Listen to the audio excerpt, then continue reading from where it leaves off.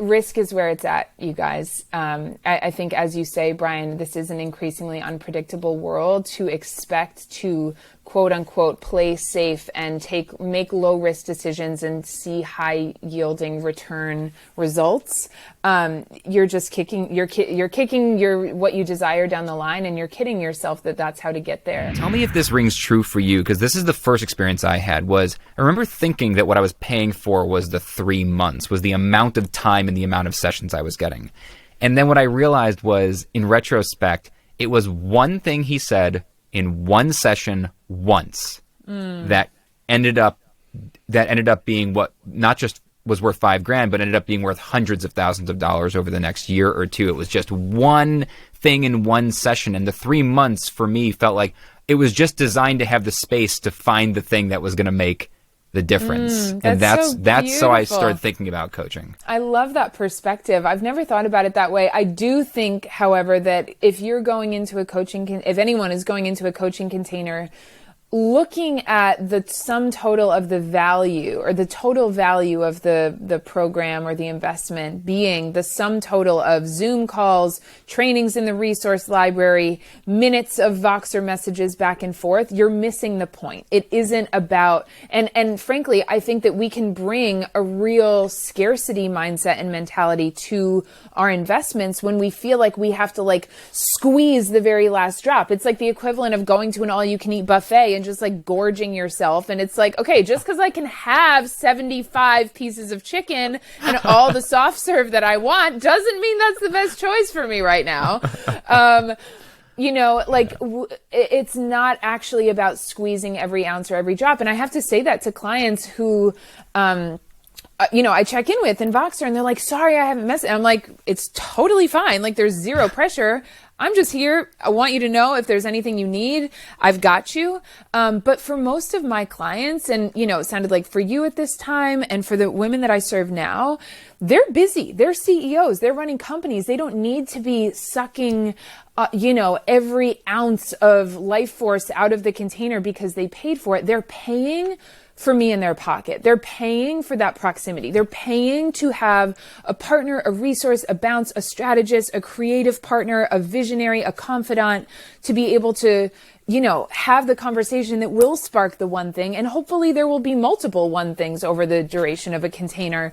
But you're so right that it's not about every single call that you're paying for. You're paying honestly for the relationship and for everything that relationship will open up. That is what coaching is, and that's the power of it. Yeah.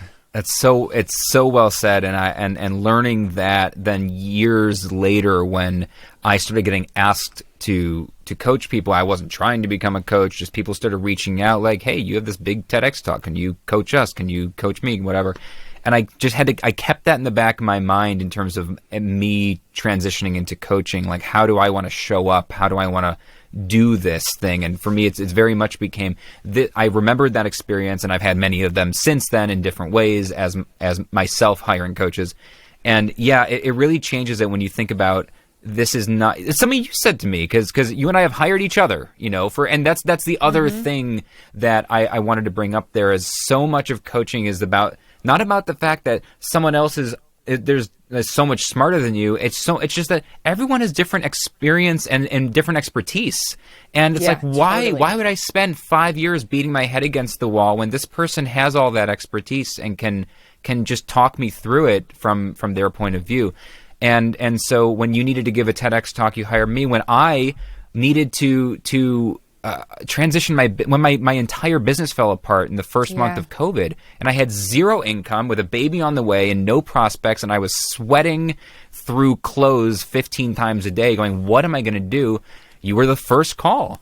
And we got on and we did a deep dive, and you in a just very short amount of time built the foundation for me of the tools and the strategies, but the mindset of how to approach moving forward. And that mindset was worth everything. It was worth everything. And so the different levels of expertise in different areas of life, I think are that's another place that the coaching becomes so valuable. Oh my gosh, so much. And it is so relieving. And this goes back to like not needing to be like toxically independent or like great at everything. It's like, why would we waste our time, energy, life force, effort trying to be experts at anything when we could really go deep at what we're great at and hire support? And, you know, the first objection or like story that comes up there for people is, I literally just did a post about this earlier today before we went live, is like, oh, well, wouldn't it be nice to do that if you're just like sitting on a pile of cash? Or gee, Cait, like you run a multiple 7-figure company. It's so easy for you to say that. And I'm like, no. Did you miss the part where like 5 years ago, I was literally sitting with like less than $5,000 in my bank account, a hippie in Bali, no freaking idea what I was doing. Like I have just built this thing one step after the next, one risk, one scary investment, one practicing exactly what I'm preaching and teaching right here. You will exponentially grow your resource pool when you start to have this mindset, and when you start, and it doesn't mean, you know, hire the 6-figure coach or hire a team of 10 when you're just starting out, like unless you have those resources, in which case, awesome, do that. But for most of us, we don't. So you can build incrementally, but it really is a shift in mindset from this is irresponsible. I mean, I even remember chatting with you, Brian, like, and I, you know, obviously I was also pregnant at that time. Our kids are born like within a super short time period within a of week, each other. I think. Yeah. Yeah. And like had so much compassion for that, like daddy fear, like you're the provider of like, okay, I know I need this now more than ever. And this is the time that it stings more than ever to like see those dollars leave my account. And yet it's the most important time to do it. What one piece of advice would you give to somebody who's just trying to build something sustainable for themselves in an increasingly unpredictable world? Don't be afraid to take risks, which, you know, based on my TED Talk, it's not surprising that that's the piece of advice, but truly, risk is where it's at, you guys. I think, as you say, Brian, this is an increasingly unpredictable world. To expect to quote unquote play safe and make low risk decisions and see high yielding return results. You're just kicking what you desire down the line, and you're kidding yourself that that's how to get there. I truly know that everything from that story I just shared with you about meeting my husband to building the company that I have today, all of those really the most beautiful things that I have in my life and that I'm able to celebrate are the result of taking risks without a guarantee. And I'll add as a caveat to this piece of advice, become your own promissory note.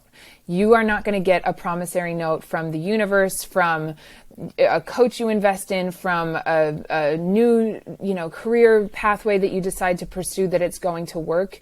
You are going to be the person that makes it work. So decide, take the risk, and really back yourself with everything that you've got, because there's no way for you to fail when you do that.